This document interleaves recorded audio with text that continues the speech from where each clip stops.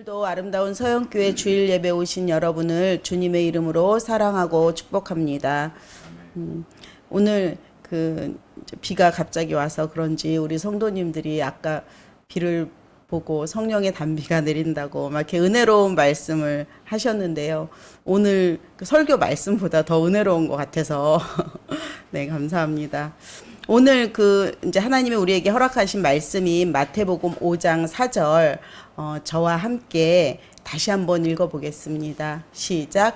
애통하는 자는 복이 있나니 그들이 위로를 받을 것이며. 아멘.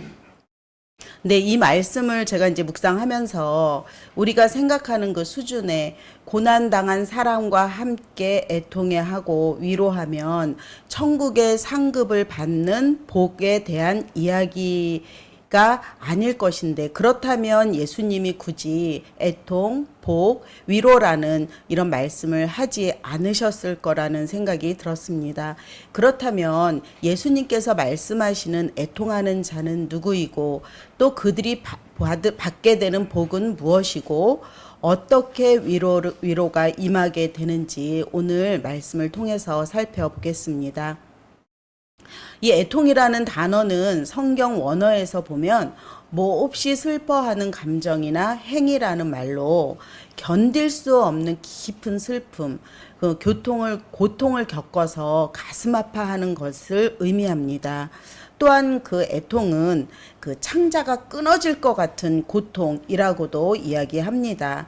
이 정도의 고통이라면 아마도 사랑하는 자녀를 먼저 떠나보낸 슬픔, 또는 믿었던 친구에게 배신을 당해서 전 재산을 잃어버리는 아픔, 그리고 몇 년 동안 밤잠을 설치며 열심히 시험 준비를 했는데 당일에 사고가 나서 시험을 치르지도 못하는 그런 괴로운 심정이 아닐까 하는 생각을 했습니다. 그러나 애통 중에서 가장 큰 애통은 죽음입니다. 사람들은 너무 힘든 고통을 만나면 사는 것보다 죽는 게 낫다라고 표현하기도 하고 죽을 만큼 힘들다라고도 합니다. 사람들은 누구나 애통 없는 인생을 원하기 때문에 가장 마주하기 싫고 또 피하고 싶은 것이 죽음일 것입니다. 예수님 당시에도 많은 사람들이 가족 중에 병에 걸렸거나 귀신에 들린 사람들이 있었습니다. 그들은 부모의 죄 때문인가 또는 나의 죄로 이렇게 병에 걸렸다고 생각을 하며 평생을 애통한 자로 살았습니다. 귀신 들린 사람이 있는 가정은 더욱 힘들었습니다. 귀신 들린 사람들은 초인적인 힘을 발휘하는가 하면 순간적으로 성격이 포악해지기 때문에 온 가족이 매달려도 감당하기 힘들었습니다. 그리고 평생 그들은 고통 가운데 괴로워해야 했습니다. 당시에 이렇게 연약한 백성들을 돌보아야 하는 그 종교 지도자들은 자신들의 경건 생활에만 집중한 나머지 백성들을 돌보지 않았습니다. 그래서 가족 중에 병이 걸렸거나 귀신 들린 사람이 있으면 그 고통은 고스란히 가족의 몫이었습니다. 그렇기 때문에 집안 분위기는 늘 불안하고 이 불안이 계속 되다 보니까 우울해졌습니다. 영적으로나 육적으로나 힘든 나날을 보내고 있었습니다. 그뿐 아니라 당시 로마의 폭정과 압제 속에서 백성들의 삶은 녹록지 않았습니다. 한숨만 짓고 웃을 일이 없는 그런 힘든 나날을 보내며 지쳐가고 있는 이들에게 소문이 들립니다. 질병과 귀신, 이 두 가지 문제를 말씀 하나로 해결한 사람이 나타났다는 소문이 삽시간에 온 유대 땅에 퍼졌습니다. 그가 바로 예수님입니다. 예수님의 소문은 그 소망 없이 살아가던 백성들에게 오랜 가뭄 끝에 단비와도 같은 반가운 소식이었습니다. 과연 소문이 사실일까? 약간의 흥미가 있어서 구경은 오지만 뭐 특별한 일이 있겠어 라며 오는 사람도 있었습니다. 그러나 병든 가족이 있는 사람들은 지푸라기라도 붙잡는 심정으로 연약한 가족들을 데리고 왔습니다. 속으로 눈물을 머금고 과연 오늘 우리 가정에 예수님이 은혜를 베풀어 주실까? 그 기대와 그 두려움으로 먼 길을 찾아왔습니다. 이들은 인생은 아픔의 연속이구나 라고 생각하며 자포자기하고 살고 있었습니다. 누군가가 고생했다, 괜찮다, 너의 잘못이 아니야 라는 말 한마디만 하면 금세 눈물이 왈칵 쏟아질지도 모릅니다. 그러나 이런 말은 지금까지 아무에게도 들을 수 없었습니다.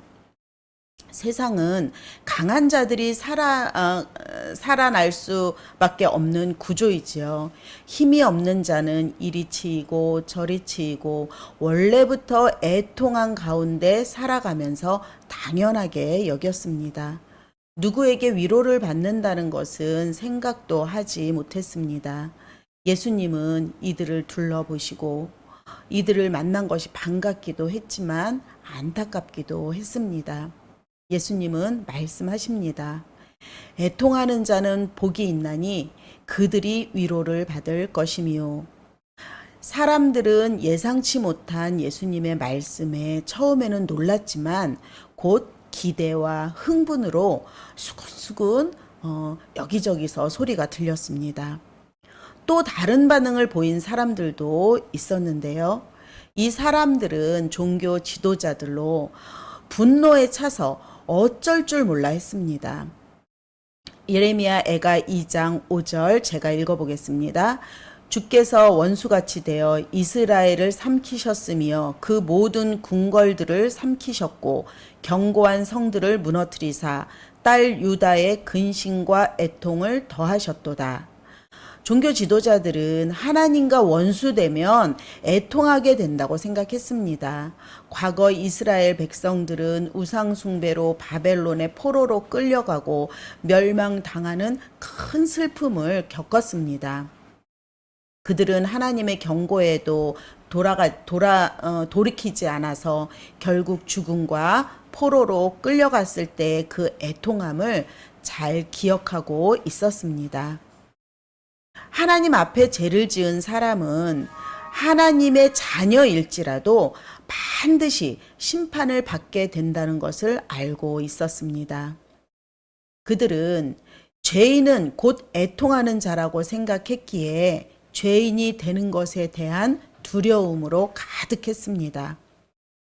그런데 죄로 인해 하나님과 원수된 자들의 그 애통이 복이 있고 위로를 받는다는 예수님의 말씀에 유대교 사람들은 분노를 일으킨 것입니다. 신명기 28장 1절 말씀을 보면 하나님의 말씀을 듣고 지키고 행하면 모든 세계 민족 위에 뛰어나게 하실 것이다 라는 이 말씀을 위로의 말씀으로 삼고 있었습니다.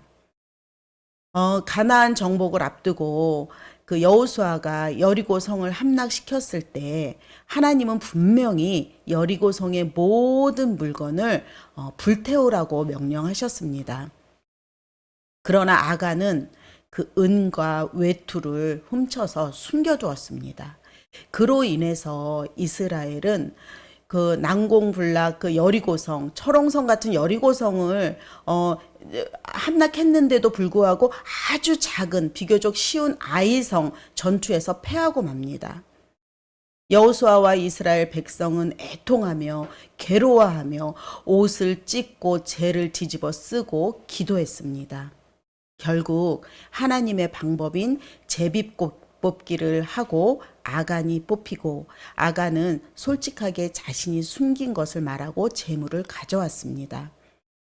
그러나 결국 아골골짜기로 끌려가서 제발 살려달라고 빌었지만 가족들과 그 짐승들까지 죽임을 당했습니다. 아간은 끝내 위로받지 못했습니다. 나발 역시 자신의 재산을 지켜주었던 다윗을 알아보지 못하고 그 다윗을 모욕하다 결국 죽음을 당했습니다. 이 두 사건을 볼 때 하나님은 악인에게 절대로 위로를 베풀지 않으신다는 겁니다. 그래서 유대인들은 위로받기 위해서 의인이 되려고 애를 썼습니다. 마태복음 5장 4절입니다. 애통하는 자는 복이 있나니 그들이 위로를 받을 것이며, 이 말씀은 유대인들의 개념으로 다시 해석해 보면 애통하는 자는 저주를 받을 것이며 또는 의로운 자는 위로를 받을 것이다 라고 말하는 것이 상식적인 표현이라고 이해했습니다. 죄인은 애통하는 자이고 죄인은 하나님의 심판을 받게 되고 위로받을 수 없다는 것입니다.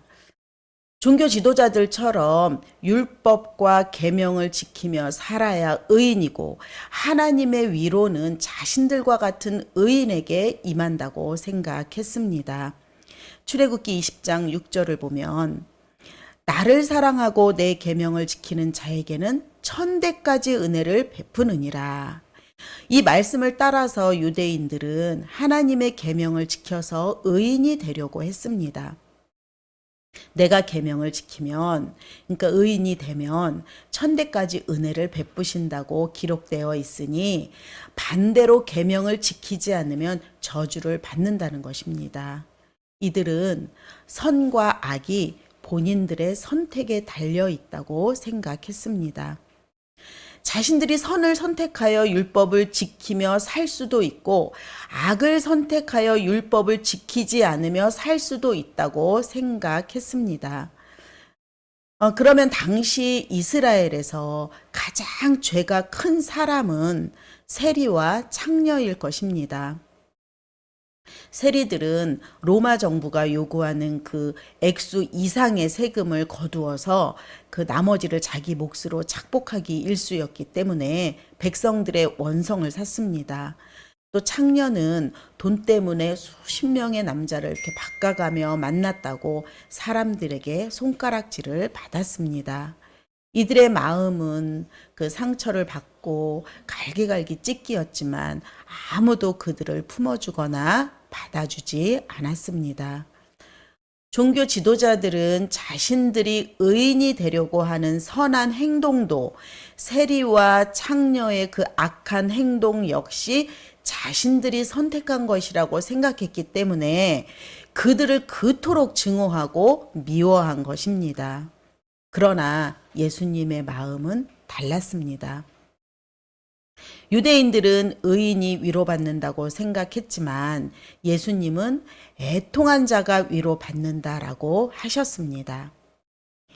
이 위로라는 말은 가까이 부르다, 초청하다라는 뜻으로 따뜻한 말이나 행동으로 괴로움을 덜어주거나 슬픔을 달래준다는 의미입니다.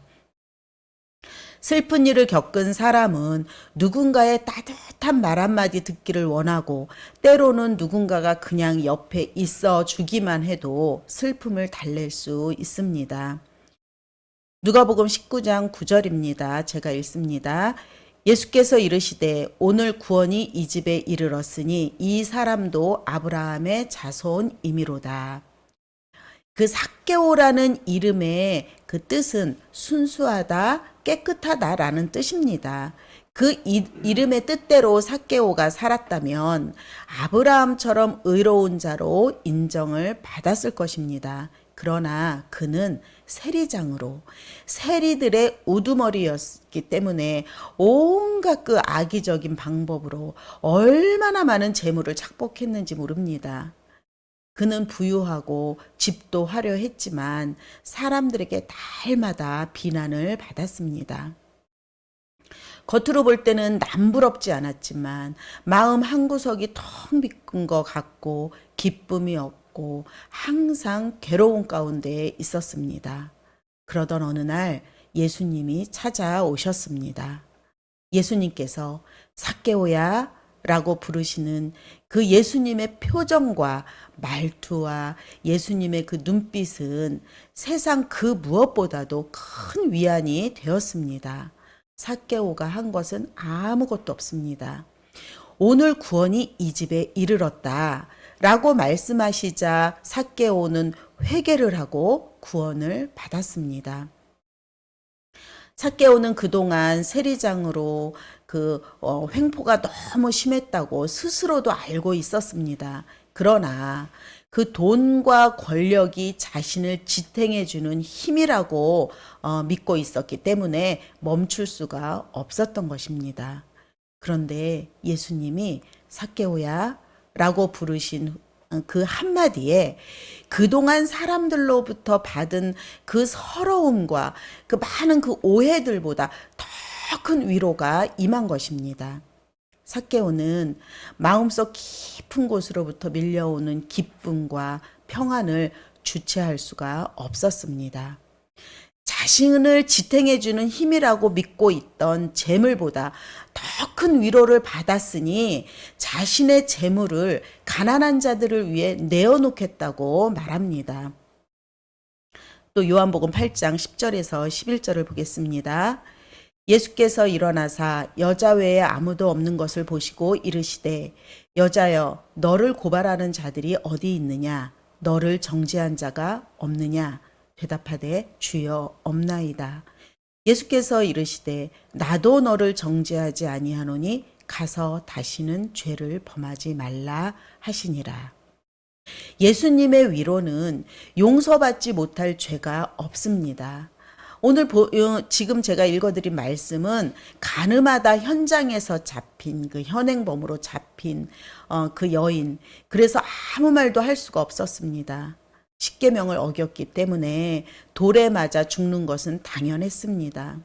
두려움에 떨고 있는 그 여인 앞에서 돌을 들고 서 있는 사람들에게 예수님은 너희 중에 죄 없는 자가 먼저 돌로 치라 라고 말씀하셨습니다. 저 가늠한 여자를 죽이라고 욕을 하고 소리를 치던 사람들이 입을 닫았고 한 명씩 사라지더니 모두 자리를 떠났습니다. 이 울고 있는 여인에게 예수님은 나도 너를 정죄하지 않으니 다시는 죄를 범하지 말라고 하셨습니다. 삭개오와 이 가늠한 여인은 어떤 노력도 하지 않았지만 예수님을 만남으로 애통했던 그들의 인생이 위로받는 자로 바뀌었습니다. 사랑하는 여러분, 사람들의 시선에 마음을 빼앗기지 마십시오. 사람들의 말에 상처받지 마십시오. 내가 지금 삭개오 같은 그런 괴로운 가운데 아니면 가늠한 여인같이 슬픈 가운데 있을지라도 하나님 앞에 자신의 모습을 드러내야 합니다. 예수님은 우리가 태어나기도 전부터 우리를 보고 계셨습니다. 또 우리가 태어났을 때 우리를 보고 기뻐하셨고 우리가 괴로움을 당할 때 우리와 함께 아파하셨습니다. 죄인들의 인생에서 평생 위로의 말 한마디도 듣지 못한 것을 예수님은 아시기 때문에 영원한 위로를 가지고 그들을 기다리고 만나시기 위해 그곳에 가신 것입니다. 그분이 우리에게도 찾아오십니다.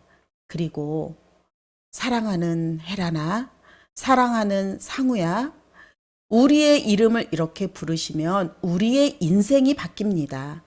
나의 죄를 고백하게 되고 누가 시키지 않아도 주님을 위해서 무엇을 하려고 하고 입으로만 하겠다고 말하는 것이 아니라 나의 가장 귀한 것을 드리게 되는 것입니다. 그러면서도 아무것도 바라지 않고 기쁨으로 충만해집니다.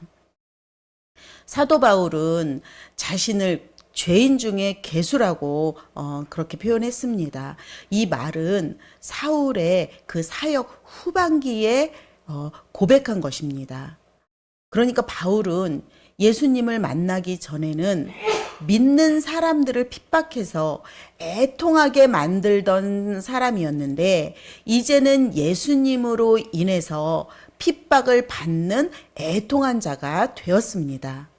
바울은 예수님을 만난 후 복음을 전할 때마다 많은 어려움을 겪었습니다. 매를 맞기도 했고요. 오해를 받기도 하고 풍랑을 만나기도 하고 죽을 고비를 여러 번 넘겼습니다. 그때마다 바울은 하나님, 제가 하나님의 사역을 잘 감당할 수 있도록 이 방해하는 요소들을 치워주십시오 라고 기도했을까요?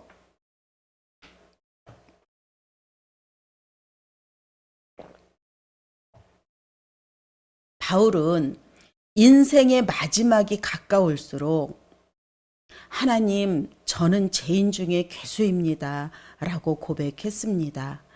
믿음이 깊어지면 깊어질수록 하나님을 알면 알수록 점점 자신이 죄인됨을 깨닫게 되었습니다.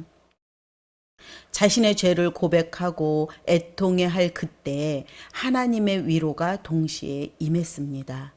예수님이 말씀하시는 애통하는 자는 이렇게 죄인임을 고백하는 자입니다. 여러분, 예수님이 애통하는 자는 죄인임을 고백하는 자라고 하시는 말씀에 동의하십니까?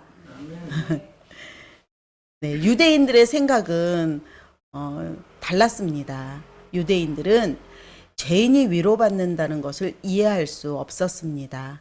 예수님이 애통한 자가 위로받는다고 하신 것은 우리가 하나님 앞에서 자신의 더러운 죄를 애통해하고 자신의 추악한 죄를 통회할 때 예수님이 애통하는 자의 죄를 용서해 주십니다. 예수님은 십자가에서 우리의 죄와 우리의 저주를 모두 감당하셨습니다. 우리의 모든 죄를 짊어지고 대신 죽으셨습니다. 우리의 죄가 예수님께 전가되고 예수님의 그 의로움이 우리를 의롭게 했습니다. 그것이 바로 애통한 자의 복입니다. 예수님에게는 죄가 많고 죄가 적음이 문제가 되지 않습니다. 아무리 극악무도한 죄인이라도 상관없고 죄가 아무리 깊어도 다 구원하실 수 있는 전능하신 분이고 영원한 위로자이십니다. 자신이 죄인이라고 고백하며 애통하는 자는 예수님으로 인해 영원한 위로의 복을 받게 되는 것입니다. 근데 문제는 우리가 알면서도 죄인임을 고백하지 않는 것입니다. 우리가 만약 우리 죄로 죽었다면 영원히 고통받을 수밖에 없습니다. 그러나 예수님은 죄가 없기 때문에 다시 살아나셨습니다. 이것이 또한 예수님이 우리에게 주시는 위로입니다. 예수님의 부활이 없었다면 우리는 예수님을 믿을 필요도 없고 예수님을 그냥 그 위대한 위인 중에 한 사람으로 밖에 생각하지 않았을 것입니다. 예수님은 죄가 없으신 분이기 때문에 사망이 가두어 둘 수 없는 분입니다. 예수님의 부활은 이제는 너희의 죄가 없어졌고 사망 권세를 이겼으니 담대하라는 우리를 향한 선포인 것입니다. 예수님의 죽음으로 모든 사망과 어둠의 권세는 우리를 두렵게 만들지 못합니다. 예수님께 와서 자신의 죄를 고백하기만 하면 영원한 위로를 받게 된다는 그 축복의 선포입니다. 우리는 어떻습니까? 사람들은 슬픈 일을 당하면 감당하기 힘들 때 이제 상담을 받기도 하고 친구들이나 가족들이나 그 나름대로의 방법으로 심리적으로 위로를 받습니다. 제가 아는 집사님 중에 그 어떤 분은 평소에 참 알뜰하시고 그런데 갑자기 이렇게 얘기하실 때가 있어요. 맛있는 거 먹으러 갑시다 라고 하며 아주 비싼 식당을 이렇게 평소에 저희가 안 가는 그런 곳을 예약을 하고 이제 맛있는 걸 사주실 때가 있습니다.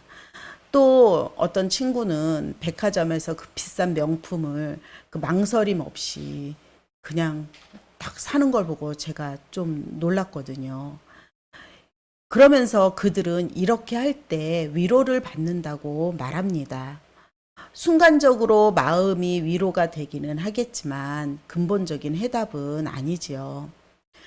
사람은 누구나 애통 없는 인생을 살기 원합니다. 예수님을 믿는 우리도 죄를 짓기도 하고 어려움도 당합니다. 하나님을 믿는다고 해서 당장 행복 시작, 불행 끝, 그렇지 않습니다. 우리는 마음이 힘들고 어려움이 닥치면 사람들을 찾아가서 1차적으로는 해결해 보려고 하지만 시원하게 해결이 되지 않습니다. 그러면 하나님 앞에서 울며 불며 기도하고 하나님의 은혜가 임하여 위로받기를 원합니다. 그러다가 하나님의 말씀대로 살지 못해서 그런가? 라고 자책하기도 하지요. 때로는 인생의 문제와 어려움으로 애통하고 낙심하는 자에게 가서 함께 울어주고 함께 애통해야 합니다. 이렇게 서로의 아픔을 나눌 때 하나님의 위로가 임한다고 믿기 때문입니다. 그러나 여러분, 이러한 애통은 죄인으로서의 애통이 아니라 의인으로서 다른 사람의 고통을 나누는 행위입니다. 그리고 나서 마치 나는 이렇게 의로와 저 사람을 위로했어. 나 오늘 할 일을 다 한 것 같아. 라고 스스로 만족해 한다는 것입니다. 예수님의 애통은 인간의 몸으로 오셔서 우리의 죄를 가져가시고 대신 죽으신 애통입니다. 예수님은 어떤 보상을 받기 위해 자신을 희생한 것도 아니고 우리가 먼저 애통해 할 때 하나님의 그 위로가 내려온 것도 아닙니다. 죄의 모든 대가를 치르기 위해 대신 죽으러 예수 그리스도께서 친히 오신 것이니 우리는 무엇을 하려고 애쓰지 마십시오. 율법과 계명을 지켜서 의인이 되려고 노력하지도 마십시오. 우리 속에는 근본적으로 의로움이 없는 자들입니다. 왜냐하면 우리는 전적으로 타락했기 때문에 우리 속에는 선한 것이 없습니다. 더 이상 수고와 노력을 하지 말고 하나님 앞에 나와서 하나님을 사랑하지 않은 죄만 고백하면 됩니다. 진정한 애통은 예수님의 몫입니다. 예수님이 대신 죽으심으로 영원한 위로가 우리에게 찾아온 것입니다. 누구도 이 사역을 대신할 수 없습니다. 누구도 이런 위로를 할 수 없습니다. 예수님처럼 대신 자녀를 위해서 사랑하는 사람을 위해서 죽겠다고 고백하지만 아무리 죽어도 아무 소용이 없습니다. 예수님이 십자가를 지고 골고다 언덕에 올라가실 때 그 뒤를 따르는 여인들은 예수님의 모습을 바라보면서 너무나 안타까워하며 눈물을 흘리며 애통해 했습니다. 그때 예수님께서 뭐라고 말씀하셨습니까? 누가복음 23장 28절을 보면 예수께서 돌이켜 그들을 향하여 이르시되 예루살렘의 딸들아 나를 위하여 울지 말고 너희와 너희 자녀를 위하여 울라. 어느 누구도 예수님의 사역에 동참할 수 없고 어느 누구와도 나눌 수 없습니다. 예수님은 모든 죄인을 구원하실 그 사역 때문에 즐거워하시고 기뻐하십니다. 예수님의 죽음은 모든 애통의 근원을 끊으셨습니다. 이제 애통은 더 이상 존재하지 않습니다. 사람들이 가장 두려워하는 애통이 죽음이라고 했는데요. 그 죽음조차도 예수님의 죽음으로 해결하셨습니다. 우리는 영생을 얻었습니다. 사랑하는 여러분, 우리는 하나님에 대해서 제대로 알지 못할 때가 너무나 많습니다. 하나님을 위하는 것처럼 하지만 하나님을 이용하려고 기도를 했고 또 나의 욕심을 채우기 위해서 하나님을 찾지는 않았는지요. 우리는 우리 입장에서만 하나님을 보고 있는 것입니다. 예수님은 우리를 위해 애통한 자로 오셨습니다. 예수님께서 먼저 죄인을 찾아가신 것처럼 우리를 찾아오십니다. 그리고 우리가 여전히 율법과 계명에 묶인 자가 되어서 고통당하고 우리를 올가매고 있는 모든 무지의 사슬로부터 자유롭게 하십니다. 그러니까 애통은 우리가 두려워하거나 피해야 할 대상이 아니라 예수님을 알아가는 귀한 통로인 것입니다. 애통은 예수님을 알아가는 귀한 통로입니다. 우리 인생에 즐거움만 가득하다면 얼마나 좋겠습니까? 그러나 우리는 고난이 없고 평안하면 예수님 앞에 엎드리지 않는 악한 존재입니다. 그래서 때로는 우리에게 크나큰 고통을 주셔서 예수님 앞에 나오게도 만듭니다. 예수님은 자기의 죄로 몸부림치며 주님께 엎드리는 애통을 기뻐하십니다. 우리는 우리의 의를 자랑하며 종교 생활했던 그 바리새인과 같은 자들이 아닌 세리처럼 죄가 너무 커서 감히 하늘을 쳐다보지도 못하겠다고 가슴을 치며 하나님이여 나를 불쌍히 여기소서 나는 죄인이로소이다 라고 애통의 고백을 하십시오. 그럴 때 우리의 죄를 예수님이 대신 가져가시고 예수님의 의를 덧입게 되는 그 복을 얻게 될 것입니다. 그리고 부활하신 예수님으로 우리는 위로를 받을 것입니다. 한 주간 동안 자신을 돌아보며 하나님을 더 알기 원한다고 간절히 기도하시는 저와 아름다운 서영교회 되시기를 간절히 바랍니다.